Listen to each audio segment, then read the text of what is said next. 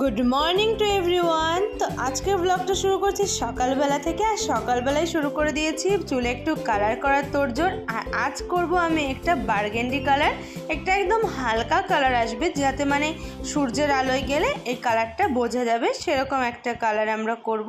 তো ফার্স্টেই তো আমরা দুটোকে মিক্স করে নিচ্ছি, যেমনটা করা হয় কালারের ব্যাপারে। তো সেইভাবেই আমি কালারটাকে মিক্স করে নিচ্ছিলাম। আর কালারের পরিমাণটা আমি একটু বেশি দিয়ে ফেলেছিলাম।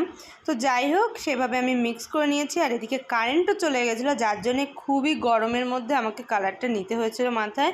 তো মা আমাকে দিয়ে দিচ্ছিল ভালো করে, একদম আমি বলেছিলাম পেছন দিকটা দিয়ে দিতে বেশি। তারপরে স্নান করে নিয়েছিলাম লাঞ্চ। আর লাঞ্চ করে একটু ঘুমিয়ে পড়েছিলাম। ঘুম থেকে উঠে চলে গেছিলাম বাজারে, একটা ব্লাউজ নেওয়ার ছিল আমার। তো সেটা নিয়ে তারপরে আসার পথে একটু আমরা খেয়ে নিয়েছিলাম ফুচকা, আমি আর ভাই মিলে।